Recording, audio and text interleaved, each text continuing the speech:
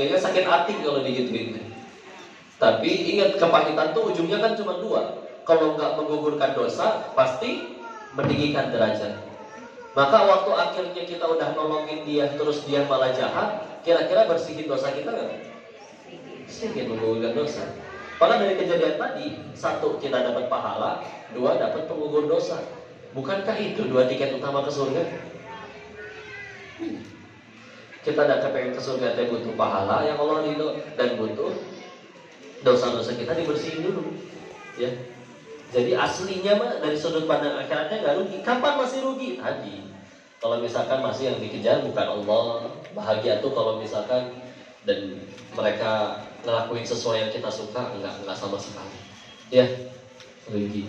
Kok gara-gara nolongin dia kita jadi lapar? Sama bicara lapar, ya. Di kitab yang sama, kitab Al-Hikam karya Syekh Ibnu Al-Sakandari rahimahullah, beliau menuliskan persamaan dari setiap wali-wali Allah yang pernah beliau temui, orang-orang soleh asli wali Allah. Salah satu persamaan di antara mereka semua adalah, salah satunya adalah lapar. Mereka lebih sering lapar daripada kenyang. Jadi kayak bukan sesuatu yang gimana-gimana, weh. Ngaji kitab misalkan Imam Nawawi Riyadhus Shalihin, di dalam kitab tersebut ada salah satu bab bahasan tentang lapar dan keutamaannya. Salah satu hadis yang dikutipkan, ada orang lagi sholat saking laparnya pingsan, ya. Terus disampaikan melihat kejadian tersebut, al-qamaqala Rasulullah Muhammad SAW bersabda, yang maknanya beliau berkomentar, kalau orang itu tahu surga senikmat apa yang menanti dirinya karena menahan lapar tersebut, niscaya dia ingin lebih lapar lagi daripada laparnya ini. Padahal udah nyampe pingsan. Jadi kayak bukan gimana gitu, ya. Makanya ini bedanya, ya. Kita bicara pengen kaya, pengen punya segala-galanya, boleh asli, boleh, nggak apa-apa, ya. Tapi memang kalau dibandingkan dengan zaman-zaman mereka terdahulu, generasi terhebat, bicara kaya itu tuh beda dengan sekarang. Di zaman itu bisa dibilang kaya itu cuma efek samping. Efek samping, ya. Kalau kita sekarang kan agak jadi tujuan, ya. Duha teh biar toko rame, ya. Baca Al-Waqiah teh biar rezeki tambah banyak. Halus, nggak apa-apa, bagus, silakan, ya. Tapi yuk coba mulai lakuin karena Allah suka aja, udah selesai, ya. Dan ketika akhirnya terkabul pun jadi tambah rame, tokonya uangnya tambah banyak. Nah, aslinya belum tentu jadi nikmat, tapi masih bisa jadi ujian. Kapan jadi nikmat? Kalau membuat kita tambah dekat kepada Allah. So, cek ya ujian-ujian, ya. Ibu misalkan tiba-tiba di WA sama suaminya, manggilnya apa? Ayah, ya, beb, ya, apa ya? Mama tuh, ya. Mama, uang belanja besok ayah naikin, ya. Berapa ya? 15 juta. 1 minggu. Per minggu 15 juta. Senang, Bu? Nyenengin ibu-ibu mah gampang. Dikasih khayalan ya udah senang. Makanya pada suka nonton drama.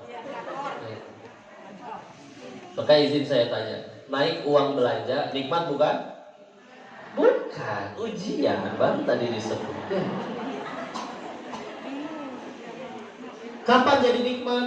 Kalau naiknya uang belanja jadi tambah dekat sama Allah, tambah taat pada suami, uangnya pun dipakai sedekah, dipakai zakat, dipakai untuk kebaikan. Punten, naik gaji, naik uang jajan, naik uang bulanan, tapi tidak dipakai taat, malah dipakai maksiat. Masa jadi nikmat? Musibah kan? Sama, naik jabatan, nikmat bukan? Iya. Kapan jadi nikmat? Kalau bisa membuat dirinya yang memimpin dan yang dipimpinnya tambah dekat sama Allah. Udah gitu, Karena kalau misalkan mimpin dia makin zolim, mana jadi nikmat. Tapi kalau untuk tambah dekat sama Allah, yuk mumpung jadi pemimpin, saya pengen terapkan peraturan baru. Karyawan di sini tiap bulan yang muslim dipotong 2,5% untuk zakat. Dan setiap pagi kita mesti sholat duha dulu. Kalau mau tetap kerja di sini silakan ikutin peraturannya. Kalau enggak silakan, pintu keluar terbuka.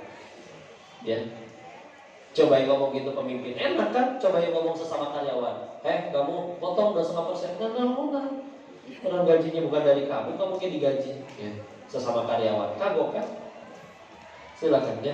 Jangankan itulah, ibu hafal Quran nikmat ya bu? Nikmat harusnya. Dulu ada santri pernah nanya, ya, saya jaga sholat katanya kok. Udah gitu, tapi sehari menghafal setengah hafalan baru, setengah halaman hafalan baru, susah luar biasa.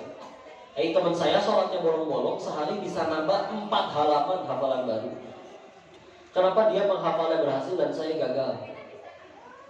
Jawabannya memang dia menghafal yang berhasil itu bukan yang paling cepat hafal, tapi yang karena hafalannya membuat dia tambah takut sama Allah.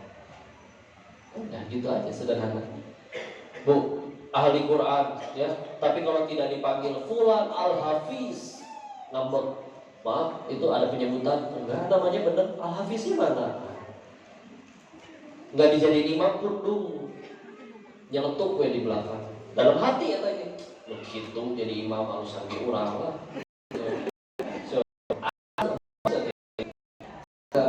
Hafal Quran loh, ya kan?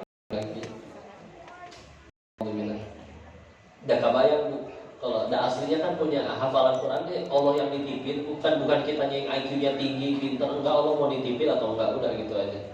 Kebayang kalau kita udah meninggal, akhirnya berhasil nyampe depan gerbang surga, di depan gerbang surga ada baliho, ya, bukan lagi, ada baliho tuliskan yang boleh masuk sini hanya yang sudah hafal 30 juz. Repot, balik lagi nggak mungkin, ya. Akhirnya ya sudah.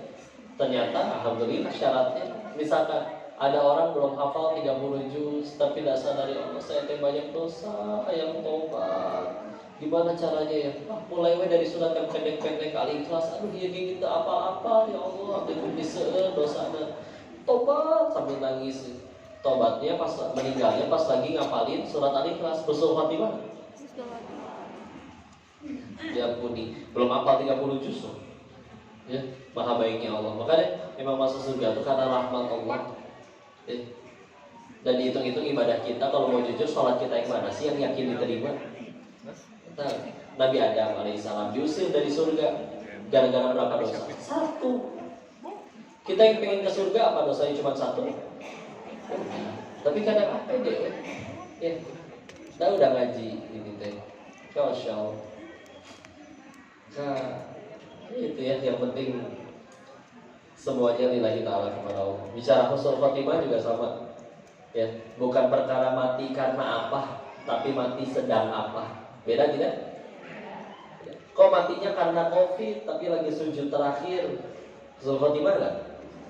Iya. Kok matinya di masjid, Masya Allah, tapi waktu lagi nyolong speaker jatuh ketiban, ya. Husnul khotimah, ya. Jangan, yang penting Allah suka. Ya. Maka kalau ada yang bilang, kok nanti ada yang pernah bilang gini, kalau aku makanya nurut, gerak nurut ke Allah teh, jadi hidupnya biar gak ada masalah. Nah, kurang tepat ini juga. Karena bisa jadi tambah dekat sama Allah, tambah banyak masalahnya. Lihat para nabi, gak kurang nurut apalagi sama Allah, tambah banyak tuh masalahnya. Ya. Tapi Masya Allah, seorang Nabi Ayub alaihissalam saja 18 tahun kena penyakit kulit. Waktu kena penyakit kulit, anak kandungnya 12 orang meninggal barengan. Hewan ternak dan ladangnya kena wabah, layu dan mati semua. Tapi ketika istrinya bertanya, kenapa kau tidak minta sembuh saja kepada Tuhan? Ditanya kepada istrinya, kau hitung berapa lama waktu yang Allah berikan kepada kita sebelum aku mulai sakit. Waktu itu dapat keturunan, waktu itu punya hewan ternak, punya ladang, semuanya menghasilkan. Berapa lama? Kurang lebih 20 tahun. Maka waktu itu beliau sakitnya baru 18 tahun. Maka berarti aku takut, malu jika dianggap kurang bersyukur kehadirat Allah. Malu, takut karena ngerasa nikmat dari Allah masih terlalu banyak bagi dirinya. Ya. Kata orang menderita karena penyakit kusta sekujur tubuh 18 tahun. Kata beliaunya enggak, itu pengen minta sembuh gimana? Tetap jalan penting. Syukur. Abu Kilabah Al-Jami, salah satu sahabat Nabi yang paling terakhir wafat. Diceritakan beliau tinggal di hutan, di tenda reot, lalu ada pemuda nyasar tersesat. Waktu lagi nyari pertolongan ketemu dengan tendanya Abu Kilabah. Ditanya dong, kedengeran dari dalam tenda, Alhamdulillah, Alhamdulillah, wa syukurillah. Penasaran kan, tengah hutan, ada tenda reot, tapi kok puji Allah terus, emang senikmat apa sih hidupnya? Mereka tuh yang masuk. Begitu melihat yang di dalam, kaget, karena yang dilihat sedang memuji Allah ternyata adalah seorang kakek yang mohon maaf, tangannya dua tangannya buntung, dua kakinya buntung, kedua matanya buta, dan telinganya setengah tuli. Ya. Sampai kan nanya kalau bahasa kitanya, Bapak punten, emang apa yang membuat Bapak masih segitu bersyukur yang kondisinya kayak begini? Dijawab, bukankah bisa mengucap Alhamdulillah saja sudah merupakan suatu nikmat? Gimana tuh punya hati kayak gini? Bersyukur hanya karena bisa mengatakan hamdalah. Gimana bisa bete, gimana bisa sedih? Ya. Sederhana, karena di hatinya nggak ada apa-apa, tinggal Allah doang. Kita kalau di hatinya banyak pesaing, ya Allah hartaku, jabatanku, hati segitu sempitnya, ditaruh harta, jabatan, popularitas, nyelip Allah di situ, punya tumpet-tumpetan, wajar terasa tidak enak. Ya. Seolah-olah ia berkata, pemuda lihat sini kaki saya ada nggak? Nggak ada. Coba kalau ada, mungkin saya bisa lagi pergi ke tempat maksiat. Kalau saya maksiat, saya dapat dosa. Sekarang saya nggak bisa maksiat. Berarti dengan nggak adanya kaki, saya jadi nggak bisa maksiat. Nggak ada maksiat, berarti saya sedang dipersulit untuk bikin dosa. Dipersulit bikin dosa, bukankah itu sama saja dipersulit ke neraka? Maka kalau aku dipersulit ke neraka, bukankah itu nikmat? Kitanya aja kadang ya Allah, bahagia kitanya bukan pada apa yang Allah suka. Izin ya, survei ini. Kita punya keinginan tidak? Punya. Allah punya keinginan tidak? Punya. Dari akil balik sampai sekarang, kita lebih banyak ngejar keinginan Allah atau keinginan diri sendiri? Anggaplah udah tercapai itu keinginan diri. Yang pengen kaya beneran kaya, pengen viral beneran viral. Tapi setelah tercapai, apa dia langsung jadi manusia yang langsung bahagia seutuhnya, tanpa pernah sedih sekalipun? Enggak, tetap pernah sedih. Ya. Terus harus berapa kali patah hati, sedih dan kecewa lagi, baru kita sadar bahwa bahagia itu bukan pada apa yang aku suka, tapi pada apa yang Allah suka. Kalau bagi kita bahagia itu selalu apa yang aku suka, repot benar. Ya, kejar aja Allah suka ya. Yang penting jadi amal soleh. Bukan berarti nggak boleh punya ya, silakan. Tapi ada kata Abdullah bin Mas'ud radhiyallahu anhu, semua orang adalah tamu dan semua yang kita punya adalah titipan. Namanya tamu pasti pulang, nggak mungkin nginep seumur hidup. Namanya titipan pasti dikembalikan, mau kita tahan-tahan juga pasti kembali. Terus ketika semuanya sudah berlalu dan semuanya sudah dikembalikan, apa yang tersisa untuk kita? Ya, sibuk beramal aja. Ya. Nanti kalau suka amalan bismillah. Allah suka bismillah, nanti aman. Gak rugi mu beneran dijahatin ya. Dicaci misalkan. Luber jamaah sampai keluar penuh di Masjid Al-Muhajirin. Malah yang nyebut monyong yang harus Perum jadi orang Permata monyong. Intan Coba nyebut Regensi, kata monyong tanpa majuin bibir. Kota Tasikmalaya. Susah. Perum Permata Intan Regensi Tasikmalaya. Dipuji sama ibu kok.